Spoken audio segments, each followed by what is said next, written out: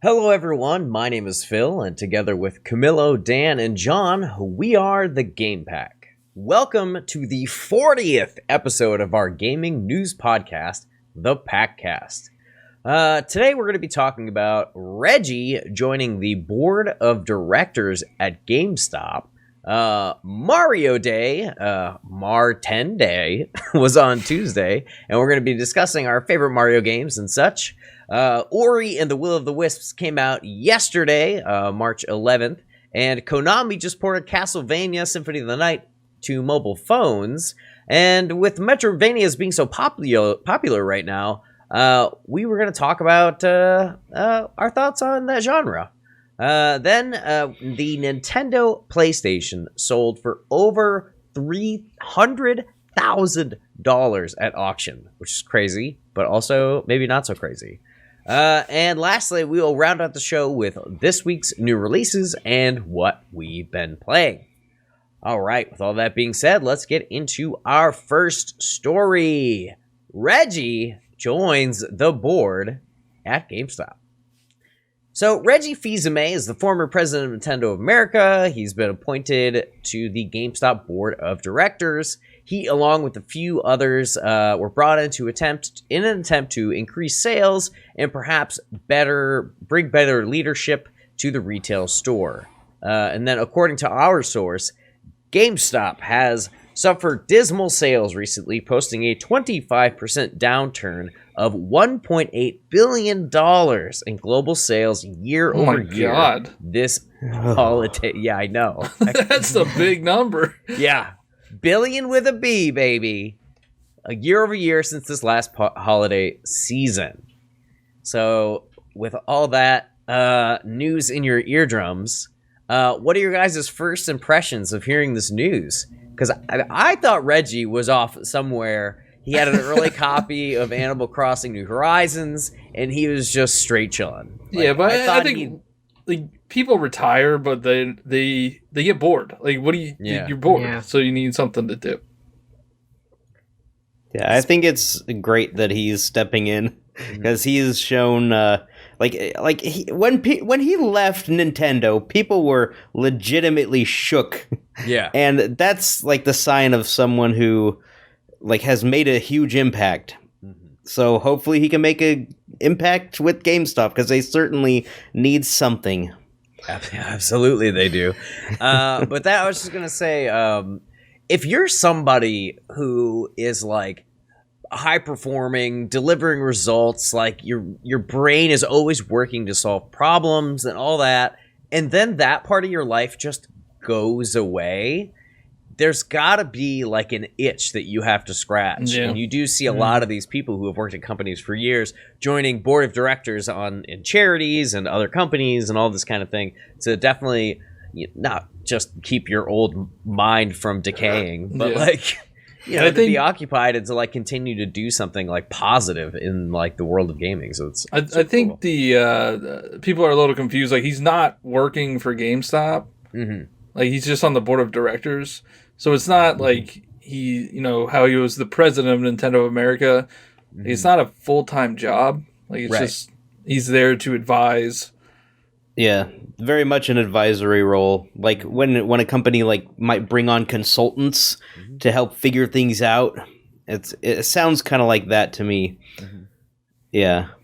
Yeah, an example of I have a board of directors at my union that is made up of a bunch of people who work in our union, but it's not like any of those people get paid. It's they're there to help kind of give advice and guide the ship and kind of a thing. So I just hope they listen to him.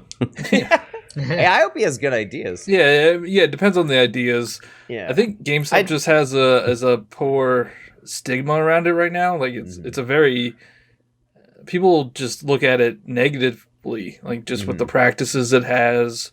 They're shutting down a ton of stores. Mm-hmm. So I'll be interested to see what they do. Yeah, I think anyone who can influence people to buy them a gaming chair as they're literally leaving the position that they will need said gaming chair, and without even mentioning said gaming chair, can certainly influence things in the right direction, hopefully. I don't doubt that he'll have great ideas. Hopefully, those will be put to good use. Mm-hmm. I don't know. I feel like also at the same time, though, it's like a little bit of like, it's not the same kind of role that he's fulfilling. So I hope he does fit in as just someone who's like, well, like, what do you think about like this? Because it's like managing a retail store and like selling things out of a retail store, where I feel like there was a lot of like overarching things that he managed as the president. Like he managed like the marketing, and he was like he was a big figurehead there, and that's not necessarily what he's going to be doing per se. Yeah, I doubt he'll do commercials for GameStop. Yeah, right. He might. He's not going to fire commercials though. But they brought him in to get a boost in the news cycle. You know, I think so. They're like, hey, we're trying to change things, and we brought in a beloved icon of the industry. So I guess we can move on to the second thing I want to talk about. And do you think that they're just taking talented people and just throwing them at the problem? And then I phrased it in our notes here, onto a sinking ship. Like, I love Reggie, and I hope that this all works out, but like, I really am worried about the future of GameStop, and I don't see it. I mean, hopefully, I don't see it surviving unless there's massive changes, so maybe he's the guy to bring in the change, but I'm also worried that, like, my homeboy is now he's just in the middle of the ocean, and he's about to drown. Yeah. I don't think he would have accepted if he thought, oh, this is, like, I think if there's anyone who could turn around, I think he has a good shot. Mm-hmm. Yeah, but I mean, at the same time, like, he's just an advisor. If the ship still goes down, it's not like he's going to be held personally liable for it. Mm-hmm. Yeah, and if they are like bringing it on just to hit the news cycle, then that's a sign that there are bigger problems. That very well could. Yeah, I also don't think. I mean, dude, I don't know Reggie. I don't know him at all.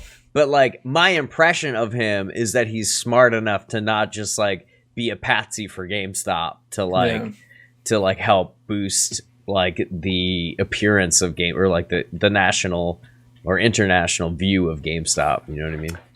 Well, maybe he's just like a person that's like really passionate about games, and like he likes physical games, and he like doesn't want them to fall to the wayside. So like, this is his way of like trying to help. Totally, I can see that for sure. But it's not even like the physical. Like, GameStop's losing like market share to Amazon. Mm-hmm.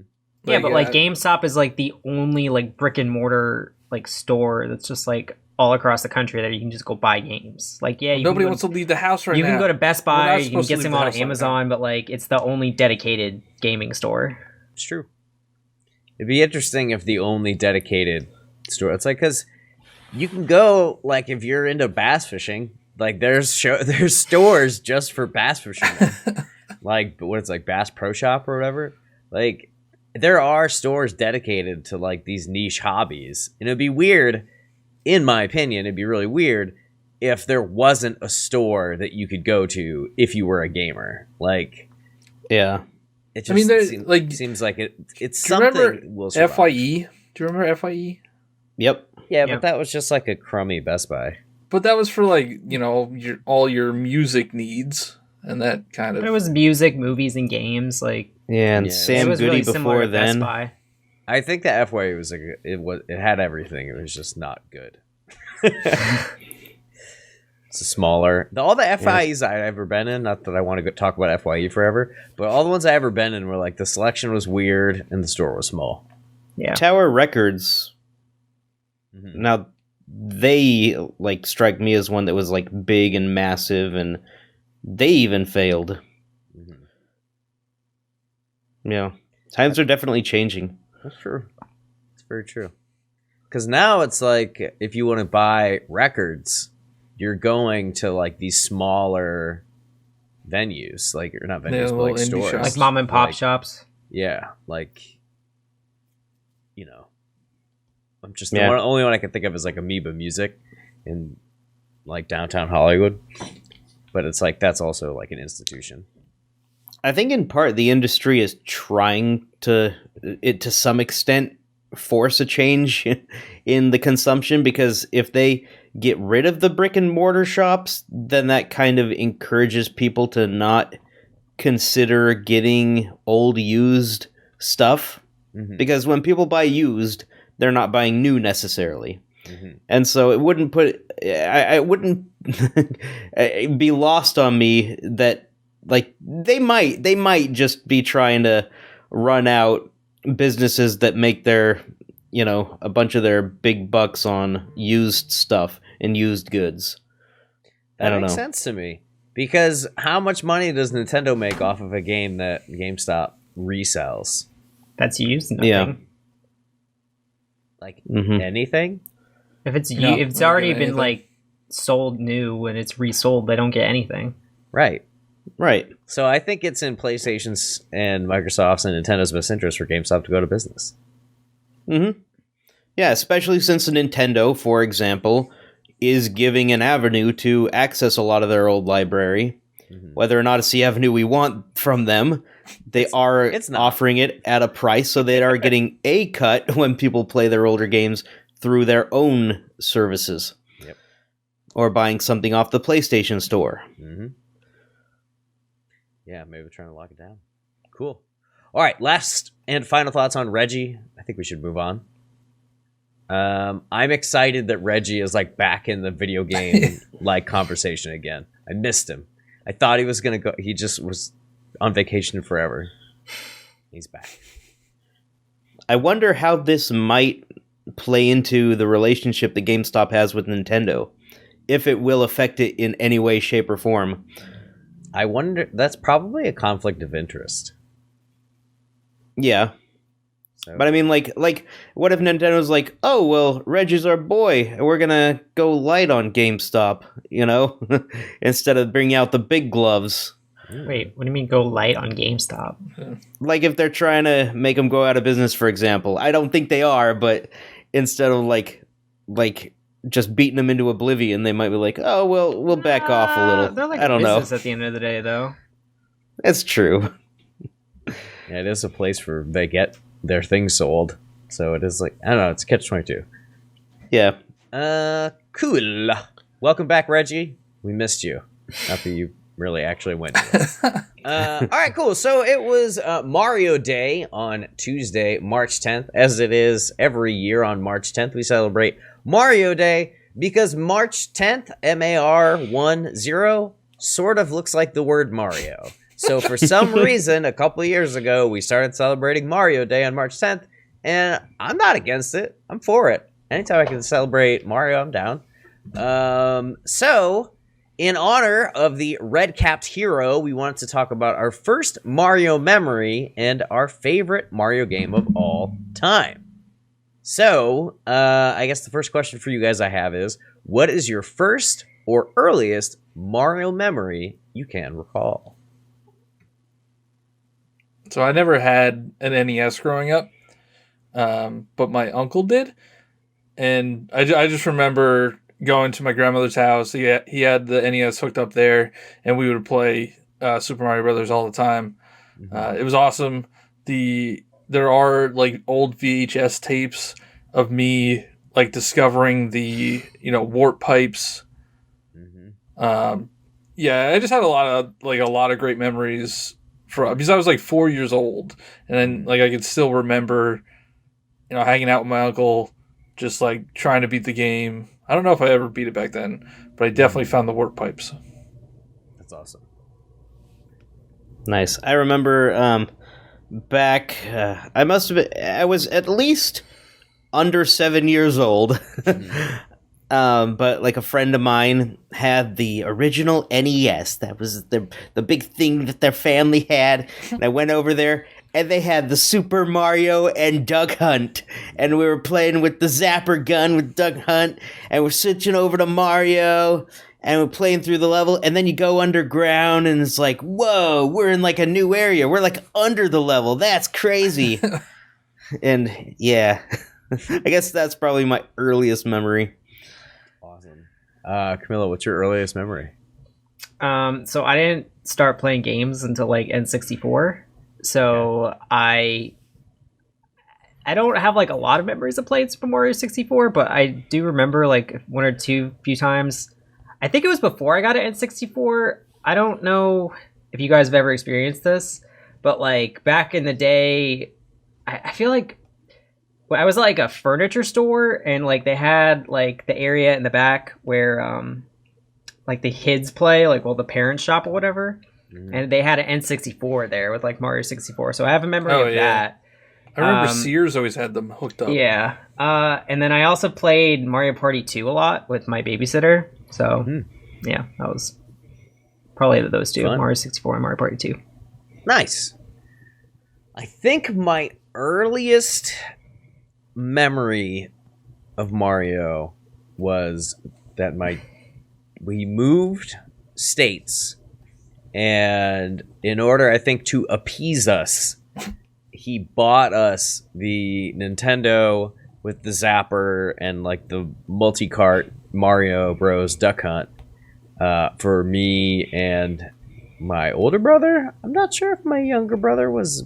He probably was a little baby at this point, a little tiny baby boy. But yeah, I remember playing that. And playing Duck Hunt. I remember like being really into Duck Hunt, but yeah. So a very similar story to Dan. But yeah, the first memory was with that original Mario game, and it being really difficult. I remember it being very difficult. But I want to transition into what is my, I don't know, it's not my favorite. What my favorite Mario game of all time is. I almost read that as my favorite Mario memory because it kind of. Anyways, what is my favorite Mario game of all time? So I'll transition that into. I thought Mario Bros. 1 was super hard, and I've actually since beaten it and done some pretty cool stuff on my YouTube channel regarding that game. But my favorite Mario game of all time, Super Mario Bros. 3. It's the correct choice. That's the only choice for that. I still think to this day, there's some times where I'm like, could it be Super Mario RPG and Legend of Seven Stars? Like, that game was awesome. And I have a lot of really fond memories of that. But I think at the end of the day, if someone's like, what was the game, like the Mario game that like really got you into gaming? Or like, what was your favorite like video game experience? And it would be like finding everything in Mario 3, finding the warp whistles and like getting like not costumes. What were they? The power-ups? The power-ups. Getting the rare power-ups, like the Hammer Bros. Yeah. The frog suit. Yeah. Like taking the frog suit into places you should never wear the frog suit. Like that was like super fun. Trying to beat like the airships wearing the frog suit. Yeah. Like it's such a cool, it's such a funny power-up. I wish they would bring it back. Like it's so good. It's awesome. They should bring it back for Odyssey as DLC. Yeah. Ooh. I mean, like, well, you can capture a frog and be a frog. You can't be a frog, but it's not the same thing. It's true. No, it's not a frog suit. What about you guys? What's your favorite Mario game? I'll just piggyback off of you, and I think Super Mario Bros. 3 is my favorite Super Mario. It might be my favorite game ever. Wow. It's just so, like I could go back to it. I could play through it multiple times. Like when it came out on the NES Online, I played through it immediately. You know, I beat it on the NES Classic. Mm-hmm. It's just so fun, and I don't know. I loved Super Mario World as well growing up, and I always went back and forth between which one I thought was better. I think Super Mario World is the better game, but Super Mario Bros. 3 is just. I just love it so much. The worlds are amazing. The power-ups are probably the best power-ups in the series. And 2D Mario is easily better than 3D Mario. Will always be. I'm not even going to get in on that, but I'll talk about the Mario World Mario 3 comparison for just a hot minute. I think if Mario 3 was released on the Super Nintendo with the Super Nintendo capabilities and Mario World was released on the NES, given the fact that we all know that it couldn't have because Yoshi, he couldn't ride Yoshi, blah, blah, blah. Let's all pretend that it could. I think that in general, I think Mario 3 would be like the best game. People would like hold it. Yeah. What about Super Mario All-Stars and that like because it's they did remake SNES they style. did change it Super to Mario 16-bit. All-Stars plus, and there's one that came with World, right? So plus World. Oh, that was the GBA one, isn't it? No, there were two really? versions on the SNES. Yeah, Oh. one of them Yeah. didn't have it, and one of them did. So I still have my guess. Super Mario All-Stars game. I played the heck out of that. That was how I played Super Mario Brothers 3. And then when Awesome. the Virtual Console came out on the Wii, I got Super Mario Brothers 3, and it was not the same graphics, and I was super confused. I was very confused.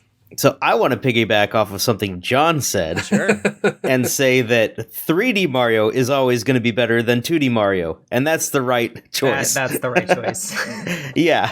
2D Mario was great for what it was, but then technology advanced to a point that we could actually get But to the it's proper so satisfying. games. It's so satisfying. Like There is a lot of fun to be had in the 2D games, but they just brought it to an entirely new dimension, a third dimension, and they've just been improving on that formula for so long.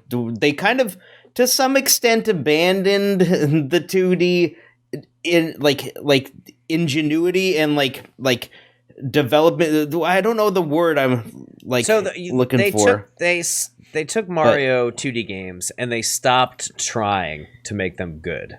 Yeah, the advancements kind of ceased. Super Mario Brothers U is pretty good. Nah, Like, it's a it's little bit pretty snooze good. fest. It's a crap game. That's Yeah. You haven't But, 100%. yeah, like- you haven't played Star Road on that one. It's really good. Oh yeah, With let me the- beat 100 levels until I can have some fun. They're all good. Like it's fun. It's a fun game. Yeah. What's your favorite game? What's your favorite 3D game, Nan? Yeah, so with the exception of like Super Mario 3D World, which took a lot of the 2D elements and tried to bring them into 3D, which doesn't work. Which was and amazing. The game's 3D amazing. World did not work. 3D World works They great. they got better and better and better, culminating with Super Mario Odyssey, the best Mario game of all time so far. So far of all time until now, because Odyssey 2 is probably going to be better, to be honest. But Odyssey, I think, is the best Mario game. And But is it your favorite? Yes, it's my favorite Mario game. It's the best one. It's my favorite. I also love Super Mario Land 2, 6 Golden Coins. That's 2D. So much. Yes, it is 2D. It's on the Game Boy even. It's not even in color. But they did such a great job. See, I'm not here to bash the 2D experience cuz they've got some great games.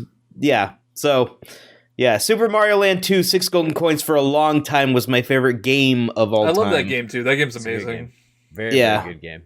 And now favorite game goes to Breath of the Wild, but favorite Mario game is definitely Super Mario Odyssey. 6 Golden Coins invented one of my favorite characters of all time. Ooh, who? Wario. Oh, that was the first time Wario. Yeah, it was the first time Wario Yep. ever And then showed up. what? Super Mario Land 3 was Wario. Was Wario Wario Land. 1. Yeah. Yep. Question. How much experience, Dan, do you have with Mario Galaxy and Mario Galaxy 2? A sizable chunk. I've 100%ed both of them. Okay, so, like, an expert opinion can be gleaned from you. Okay. And Well, you wait, still did I feel go- that... Yeah, I was just going to say, he's Oh. played them in 100% of them, and I said he still feels that Mario Odyssey is superior. That's all I wanted to know. Is if he Yes, in fact, I had to play through Galaxy 1, Galaxy 2, and Odyssey back to back to back to really fully come to that conclusion. I 100% of them back to back to back to fully come to that conclusion. I agree And with after you. that, Can I, only was I finally able to decide for sure that Odyssey was superior. can I give my hot take? Yes, you may. Mario Galaxy is my favorite Mario game. There we go.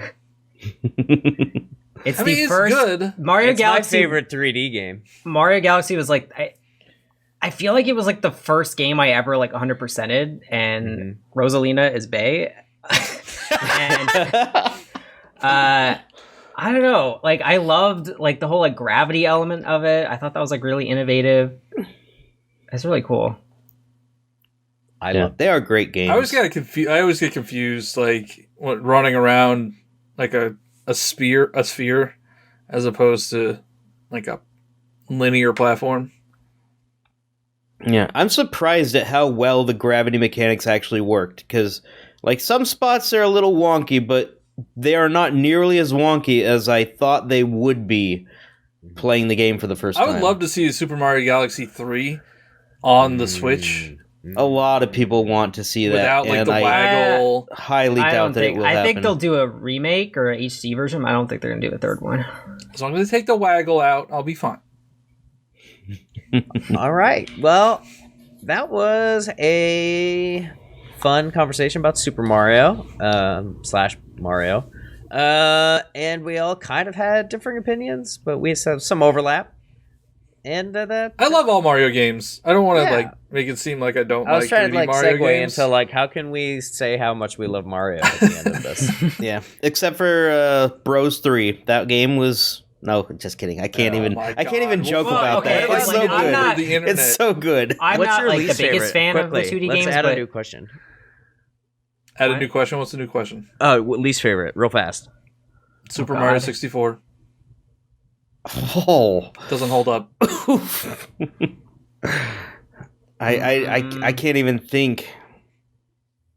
Mario teaches typing. No, Hotel that Mario. Count. No. Yeah, I mean, mainline Mario game on a first-party system. Yeah, Mario Bros 2. Mario Bros 2. Oh, I love that game. That's actually really good. It's a really good game. It's different. I never got it. It's weird. It is a weird one. Gosh, this is really hard. I don't know why I threw this in here at the last second. Yeah. Kind of sideswipe with this question.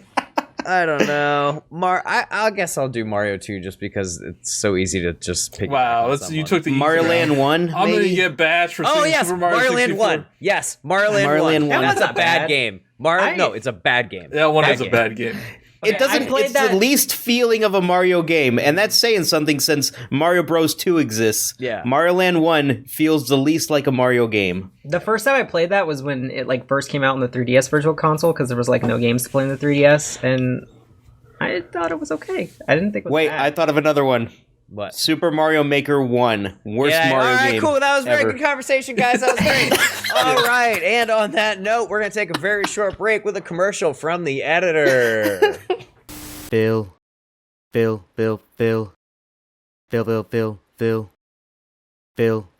John, Dan, Camilo, Camilo,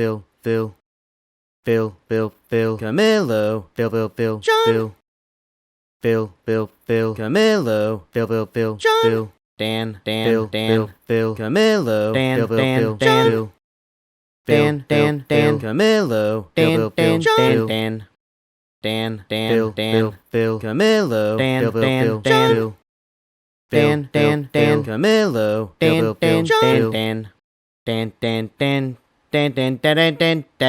John. And we're back. And so are MetroidVanias, apparently, and they're back in full force. The Ori sequel came out on Wednesday the 11th, Ori and the Will of the Wisps, and the Castlevania Symphony of the Night is getting ported to phones. I wanted to talk to you guys a little bit about your experiences with the Metroidvania genre, and why you think maybe it's getting a resurgence. I sort of feel like everything like by indie studios is like getting a resurgence, and the Metroidvania is just part of it. So it's a little bit what I feel. Yeah. But I guess we can start with your favorite game in that genre or in that gameplay style, if you don't necessarily play Metroidvanias. I'll start with you, John. Well, I'm a huge Metroidvania fan. Mm-hmm. My favorite, my favorite one's probably like Super Metroid, which I guess is just a Metroid game. Mm-hmm. But that game is just, it's really addicting because you have to keep going back to the same areas, getting more power-ups, getting more missiles. Like it's just really fun to collect and open new areas. A new Metroidvania that I really like is Hollow Knight. I'm just extremely lost. It's like it's hard to, that is one thing about these games that is a little jarring. Like if you're not used to it, is you don't really know where to go. Like you'll get a power up and then you have to figure out which like door it unlocks or what enemy you have to use it on. It's kind of nice. It's kind of like a puzzle, and then you have to, map out where you need to go next. I will say in the older games that were Metroidvania style, if you saved and then say you didn't play for 3 months and then you came back, you're like, where? Because this is a humongous castle and or planet, and I don't know what item I got last. I'm totally lost, so it's a little bit hard. Like, that's I'm why you sure gotta there's a way for me. Like, I'm stuck in a Metroidvania game right now. I'm sure there's a way for me to get forward. But like it's hard because I forget what I did last. So it's like, how do I Google that? Yeah, that's my problem with Hollow Knight right now. Like I played it, and then I got stuck and I stopped playing it. But I kind of want to go back to it, but I don't know where I'm at. I don't know what I have to do next. It's daunting. Yeah, it's very hard to get back into a game once you get like stuck or lost somewhere. A couple of different games are like that. Even just like regular, I don't know, games that are even linear. I feel like sometimes you're like, you couldn't solve a puzzle, and then you go in and you're like, I'm stuck. Anyways, so I'm going to piggyback off of you because my favorite Metroidvania game of all time is also Super Metroid. I think that they're amazing. I think probably runner-up, Castlevania Symphony of the Night. And then don't forget that they make Metroidvanias in 3D, and Metroid Prime is a Metroidvania. Yes. And that Metroid Prime is an amazing game. Hot fire. I don't like the scanning. That's the one thing that kind of turns me off from it, is all the scanning you have to do. I mean, a bunch of it's optional, but like to turn on an elevator, I see what you're saying about changing the visors and stuff like that. That was a little monotonous, but I think it was easier when they didn't really remaster it. They just ported them all to have Wii controls. Yeah, the Wii controls. Yeah. That's definitely the definitive version. Yeah, because the GameCube didn't have dual analog sticks. Yeah. So, like, I think you had to hold in a trigger. Well, it kind of did that, the C stick. Yeah, but they didn't use the C stick They didn't use it. They used that to, like, switch your weapon, I think. Yeah. Yeah, so I think you had to hold in a trigger. And then they used primarily a lock-on system. Yeah. But the Wii version definitely helped with that because of the Wii controls. And I think the Wii version was in 16:9 and the GameCube version's in 4:3. So another reason why it's superior. I do have it on the Wii U, and I would like to go back to it before Metroid Prime 4 comes out. Or if they release at least a 1 and trilogy 2. on the Switch. 1 and 2 are amazing. 3 never grabbed me, also because they just talk way too much. Metroid is supposed to be like, Metroid, just to give a little history, was sort of based on the movie Alien and about being like alone in space and that solitary feeling. Yeah. And like how spooky that can be. And then Metroid 3 is like, there's a federation and like there's like bounty hunters. There's bounty hunters and space politics. And I'm like, what is this? The new Star pirates? Wars? Yeah. Like, get out of here with all this nonsense. Yeah, the first one, the original Metroid Prime, fantastic. The second one, I really enjoyed the second one because of the corruption, like the two different worlds that you had to go into. I also thought it was like quite a bit harder. Yeah, because you had to like manage your health because you would lose health when you're in the dark area. You had to like go into those little domes to save yourself. So you don't die. Yeah. All right. Well, let's move on and get. I guess we know that we need to change gears because now we need to speak to the other half of the game pack that doesn't have the Metroidvania experiences that you and I have. So I want to open up the floor to Dan and Camilo. I should probably start. And we'll let Dan start. Yeah, since I do have a little bit of experience. Now, to be honest, I don't have a lot. I had to go on to Wikipedia and find a list of all, quote, air quotes, all the Metroidvania games. And out of the entire list, there are a lot that I think look good that I would like to play that I've had my eye on for a while, but the only two games on the list that I've actually played are Captain Comic and Captain Comic 2 for DOS. 1988 and 1990 are their release dates. And I love those games. Could they even be Metroidvania if they were released before? Yes, dude, especially number 2. They're Captain Comet, or what is it? What's this game you're talking about? Captain Comic, C-O-M-I-C. Dude, they're all Captain Comic likes. We still got the naming convention. Captain Comic likes, which is something else I want to talk. But I want Dan and Camilo to talk before I get into my rant about the naming convention.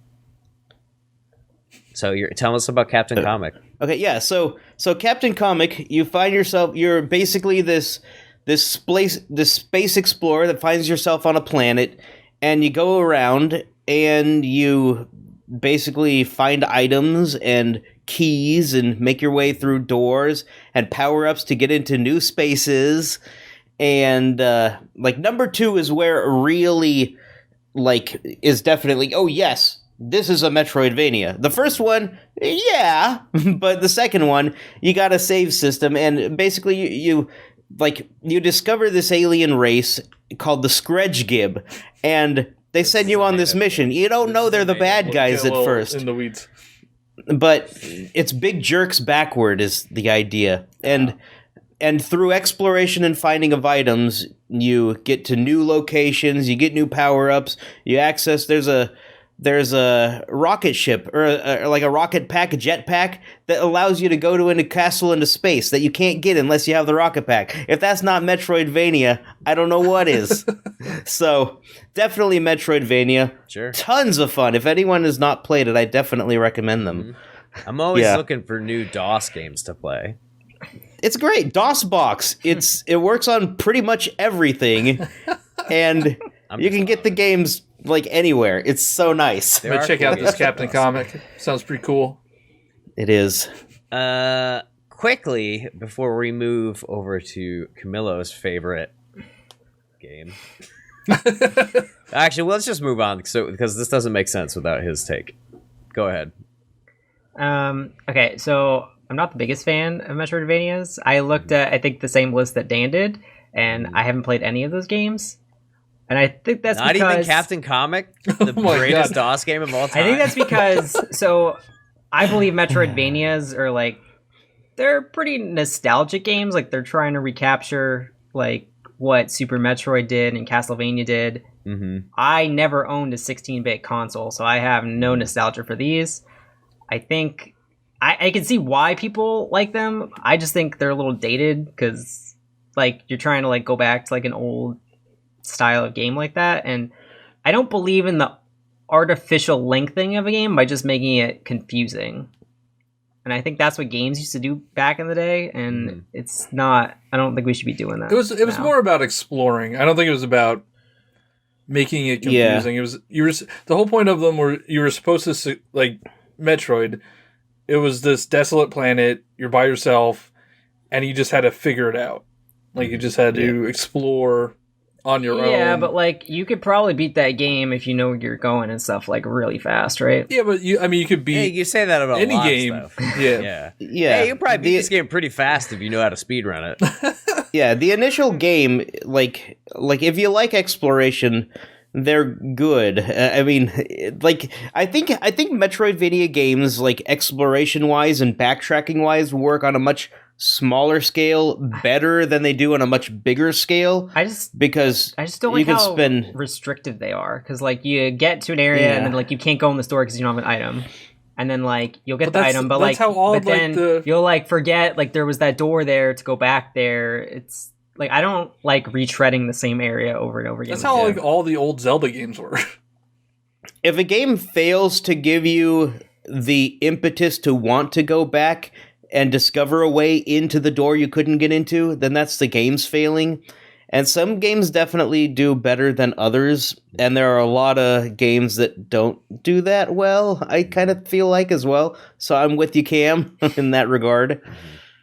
I'm just sitting here thinking about how many games actually use Metroidvania styles now. And there's so many.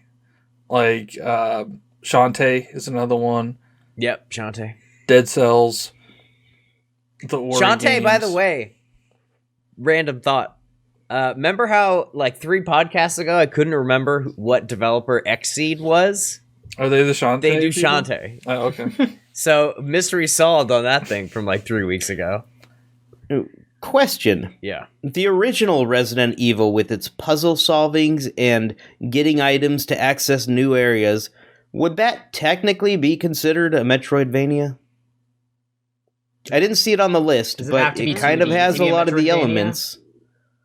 You don't really, like, I feel like if you backtrack. stretch the definition enough that, like, a lot of games could fit into it, you're like, well, you do get items and keys and stuff. Yeah. Like, Okay. I feel like if you, like, you could maneuver a lot of games into it, but I feel like there is, like, an actual core definition of, like, retreading areas because you got to power up because now you can jump higher. Like, there's games that, like, fit that, like, pretty tight mold, and I feel like that's what we're talking about. Yeah, Resident Evil is more like you find a key where you have to open a door with that key. Okay. I'm I also see. not More the of a- biggest on like 2D platformers, so Yeah. like that's another strike for it. Well, me. there's Metroid Prime. Mhm. There's also the new Jedi game. That's kind of a Metroidvania. I didn't grow up with Metroid Prime, but like I played the beginning of it on Wii U, and it was okay. It didn't like blow my socks off. I think a lot of times when you play GameCube games and you don't play them during 2001 to 2004, it's not like your socks aren't blown off because it's like a lot of that like growing pain stuff of like it's like I go back and I play 64 games now. I didn't have a 64 back then. I'm like, this is not good. This is bad. Controls are bad and the game looks terrible. But like then there's people who are like, yeah, but like look how good I am at this like one specific. I was like, wow, holy moly, like that. Yeah, if I could do that and like remember what it looked like when I was 12, like sure, that'd be great. But I don't have that experience. I feel like Yeah, the also- 16-bit games do hold up really well, though. Yeah, totally. Like Super Metroid's really good. Symphony of the Night's really good too. I don't know. If that's Speaking of considered- 16-bit, that's I wanted to say something when Camilo said you never owned a 16-bit system. Have you ever owned a 32-bit system? What was that, like the Saturn? That was Game Boy Advance and Saturn. Yes, but Game Boy Advance. Yeah, I had a Game Boy Advance. On the Game Boy Advance, there are many great Metroidvanias, including the remake of Metroid called Metroid Zero Mission, and the sequel to Metroid 3, so Super Metroid, so it was Metroid Fusion. Then we had like a metric ton of like really great Castlevania games, which all of their subtitles escape me right now. But like Aria of Sorrow, I think. If that something wasn't like Circle of the Moon or something. Yeah, Circle of the Moon was like the first one, and then they had like a couple other ones after that that were like really good. But yeah, there are great Metroidvanias. I feel like on Game Boy Castlevania is different. Like Castlevania has a different play style. I don't know if you really backtrack that much in Castlevania. You don't backtrack in the like original linear Castlevanias, but there is. Oh yeah, Symphony of the Night. Yeah, never mind. Symphony of the Night, like big time. Yeah, never mind. Yeah. And To piggyback on something you were saying, Phil, about like you see someone that's so good at this game and you're like, wow, that looks cool, but it doesn't when you actually play it. I think kids back in the day, like they only had access to a certain collection of games. Mm-hmm. Gaming was not what it is today, and like I remember, like you go and you rent a game, and that's the game you have to play for the week or the weekend, and so you're gonna play the crap out of the game, whether or not it's quote unquote good, and then you get to enjoy it. You get to the point where you start enjoying it because you kind of have to. like wet. But I Tracks think the on point was playing an old game with modern glasses Right. is Right. not the same as like playing like you could have nostalgia Exactly. for a game, but somebody that has never played that game might think that it's not any good. Yeah. So that I think it's a product of its time. It is like why that style of game kind of excelled, and today it may not hold up as well.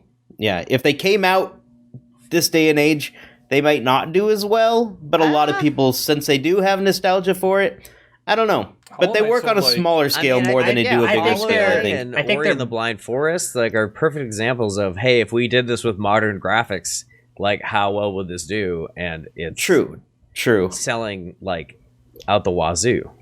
Yeah, if a game is designed well, it's a good game. Yeah. Very cool. All right, so we should wrap up the Metroidvania conversation. I think they're great. And I can't wait for Ori and the Will of the Wisps. I'll be making some content for the Game Pack when that releases on Game Pass in 2 days. I'm going to be fully immersed, so look forward to that. Did you beat Blind Forest yet? No, I have not. Are you going to beat Blind Forest, or are you just going to go to Will of the Wisps? Be happy to talk to you about my strategy after the podcast. Okay. Never mind. Okay, so let's move on to our fourth and final big story. We always have more to talk about afterwards, but here's the fourth and final story. Nintendo PlayStation sells for over $300,000. If you guys don't know what this is the prototype system that was made when Nintendo and PlayStation were trying to make a system together, and then eventually I think Nintendo went with Panasonic or something like that. Yeah. Excuse me. And that's how the CDI got formed. Yeah, Philips, yeah. Philips. They went with Philips, and that's how the CDI happened, and that was a just horrible black spot in gaming history. But there's this cool thing called the Nintendo PlayStation, and a collector had it, and they were selling it at an auction. They had been offered over $1 million before, and they turned it down. They're like, no, it's worth more than that. So they put it up for auction, and it sold for $360,000. And, minus fees and all that, like, I don't know how much take-home this guy really gets. Probably around $300K. And then taxes, you got to pay taxes on that. So, yeah, that's significantly less than over $1 million. I wonder if that's a true story. The $1 million thing? Yeah, the $1 million. I don't know. I'm inclined to believe it. If anybody offers me $1 million for something that was just sitting in my attic, yep. I think he had a master plan, and then he realized that he should probably just sell it. I mean, $300,000 is still pretty good. Yeah, whatever. So, do you think, speaking of what it's worth, do you think that this piece of gaming history is actually worth the $360,000? What do you guys think? I think anything is worth what people will pay for it. If someone's willing to pay $360, it's worth it. I mean, it's cool that it exists, but like, it never like went to market. So like, there's not like you can't play anything on it or like, right? Oh, I don't think it's to play. Like it's a thing where it's like if somebody has $360,000. No, I mean like, I don't know. I guess I know they're not going to play it, but like. Just, I don't know.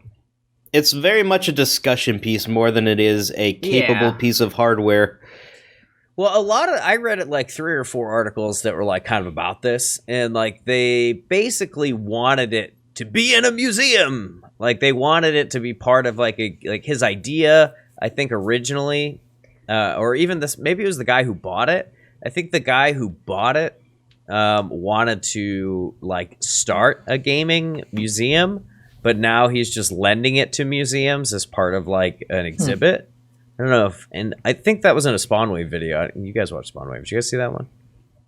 I haven't. Oh, sorry. Anyways, promoting other content. So yeah, I think part of the reason why the guy got it wasn't to just be like, this is in my collection, or like I want to play the demo of whatever's on here. It was because he wanted to like show it to the world and share it, and like. Potentially, I think he wanted to start his own gaming museum, which is an interesting idea. I know, what is that other YouTuber? He's friends with... Arlo? No, stop talking about Arlo. I know that was a joke. Metal Jesus' like buddy, who has a bajillion games. Oh, John Hancock? John Hancock. I know John Hancock also wants to do something similar where he takes his like ridiculous collection and like makes a museum out of it. The guy's collection is crazy. It's insane.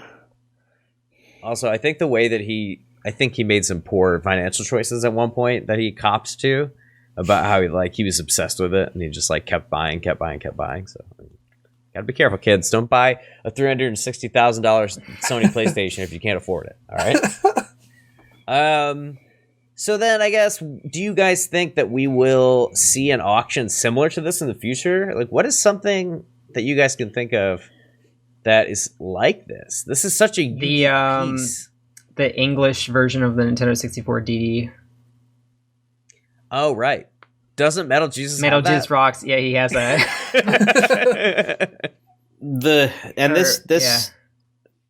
And this one sounds like a joke, but it's not. It exists. The Golden Wii. Oh, the Queen's Wii, yeah. I don't think that actually exists. People keep saying it was a myth. I don't think it actually exists. It might be a myth, but if it exists, that very well could. Because it was something about, like, they sent it to the Queen, but, like, there was never any confirmation that she accepted it, or, like, she couldn't accept, like, gifts like that. Oh, interesting. Mm-hmm. There was a gold-plated Xbox. Like a 24-karat gold Xbox. Yeah, but that's not $360,000. No, I know. I don't know what this golden Wii is. These types of things, it's so interesting, because, like, a lot of these things never really came to market. Mm-hmm. And when something doesn't come to market, it's like both more desirable and less desirable at the same time. It's like, well, yeah, companies have prototypes of things that go nowhere, and most people don't want any of those. But every once in a while, there becomes something that just conglomerates into, like, the perfect union of rivals, like the Nintendo PlayStation, that it's very fascinating. It becomes more than its parts. Yeah. Well, there were those, I don't know what, I think it was Summer Olympics. Is that the game? I don't know. They only made like 100 of them, and a bunch of them went to auction, and they were selling for like hundreds of thousands of dollars. Dang. I know there was the Nintendo All-Star. Yeah, that's what I was thinking about for the championship, the Nintendo Championships. Yep. Yeah, and there's like two different versions of that. Like, there was a version that did go to be sold, and there was a very limited run of that. And then there's the version that only those who attended actually got, and they were the ones used in the actual events, and those are numbered, significantly more valuable. Yeah, those are numbered. Yeah. Nice. And then there's another, like, example of a hugely rare game is Little Samson. That's probably one of the most rare games anywhere. For the original NES, Little Samson. Oh, I think I've heard of that. Yeah. If you ever find a legitimate Little Samson cartridge for a reasonable price, jump on that. No, it'll be a fake. If it's for... That's why I said legitimate. Make sure it's legitimate. You gotta open it up. You gotta make sure that thing is real. I would never buy a copy of Little Samson, because it would definitely be a replica. Yeah. I mean, maybe I'll buy a replica just to have it, but there's no way I'd buy it being like, this is it, guys. I just made my millions. Yeah. I just want to put this out there. It's not $360,000, but I thought it was interesting, and I learned about it like yesterday. Okay. So you know the cards that come with Amiibo Festival? Yes. Like Stitches and those other two? Apparently the Stitches card goes for $40. I'm going to sell mine. I'm going to sell mine too. I have multiples. I bought multiple copies of that game. Anyways, so guess what, guys? Turns out video game memorabilia is valuable to the right purchaser. How fun. With that story, I don't know if you guys had any final thoughts. I kind of feel like we're done talking about it. Good. Yeah, nailed it. Good. Crushed it. Gosh, we're crushing it all day long. Always. Let's move on to the new games this week and what we've been playing. On March 10th, we've got some Destiny 2 DLC. We got Season of the Worthy, PC, PS4, and Xbox One. Elder Scrolls Stadia? And Stadia? No Stadia? No Stadia? Isn't that their, like, big game? I think so. I didn't write these this week. So, and possibly Stadia. The Elder Scrolls Online Hero Storm DLC coming to PS4 and Xbox One on March 11th. Everybody, hang on to your hype shorts, because Ori and the Will of the Wisps is coming to PC and Xbox One on March 12th. Hidden Through Time is coming to PC, PS4, Xbox One, and Steam. Also on March 12th, we have Overpass coming to the Switch. And then lastly, on March 13th, we have a few games coming out. Artificial Intelligence is coming to PC. Dead or School coming to PS4 or Switch. I feel like sometimes when I needed to wake up for school, that's sometimes how I felt. That sounds like an anime game. Then major release, we got MLB The Show 20 coming to PS4, which is interesting because didn't we talk about how it was no longer a console exclusive? Yeah, but I think they said it starts 2021. Okay. There we go. And we've got My Hero 1's Justice 2. I like how it's My 1's Hero 2 Justice. PC, PS4, Xbox One, and Switch. And another massive title dropping this week. March 13th, we've got Nioh 2 coming to the PS4. A really great PlayStation exclusive. So there is content coming to the Game Pack, guys, because there are fantastic games coming out this week, and we are very much looking forward to creating some cool videos for you. With those new releases out of the way, we're going to talk about what we've been playing, and I'll throw it over to Cooltrainer Camilo. What's up, bro? What's up? I've been playing the original version of Final Fantasy VII. I'm like near the end of Disc 1, so I'm getting towards like the middle, and I'm really enjoying that. I'm excited to like beat the whole thing before the remake comes out. Cool. Is the remake just Disc 1 or whatever? Yes, but I don't think it's all of Disc 1. I think it's like half of it or something. Oh, okay. It's just the demo plus 20 minutes. I would not be surprised. It's still like the end of like Midgar. But yeah, and then I've also been playing Pokemon, just doing some shiny hunting. I'm still playing through in French. I gotta finish that. And yeah, doing some egg hunting. Sweet. Dan, what you up to? So I'm still working my way through the Assassin's Creed franchise. This week I wrapped up Black Flag, and I really liked that game, except for a couple of bogus things at the end that just went on way too long or way too hard, and then I just lucked my way through. But that's how those games go sometimes. And Rogue was incredibly short, and I just finished that. Like, yeah, really incredibly recently. Short. Oh no. Are you gonna play Freedom Cry? No. That's the DLC. That's the DLC. That's the standalone DLC game that's associated with Assassin's Creed 4. That got rave reviews. Okay. I mean, I might go back to play some of the DLC for some of the games eventually, but I'm not including in the franchise run because the franchise will just go on way too long. I look forward to moving into the PlayStation 4 games next, and I hear those are massive. Like Origins and Odyssey? Yeah. Even Unity, people are saying, is much bigger than the games have been so far. Syndicate's really good. It's like... That's what I hear. Unity is kind of a buggy mess, and then Syndicate refines it and fixes everything. You have to let us know if a character doesn't have a face. Oh, yeah. Okay. That was a meme. I did see a dude in Black Flag who's... Like, one of the cutscenes, his teeth got huge, like, and half of his face were just teeth growling at someone. It was hilarious. It's kind of what happens in Unity. Okay. John, what have you been up to? I've also been playing Pokemon, trying to get a shiny octopus.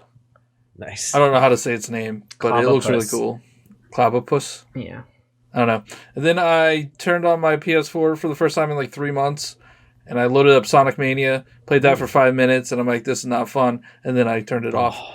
We're not gonna touch that because the podcast is running long. And future me, when this is posted, will have played Ori and the Will of the Wisp for a little bit. Nice. I have been playing Mega Man Zero ZX Legacy Collection for a couple of videos I'm making, one of which is going on the Game Pack.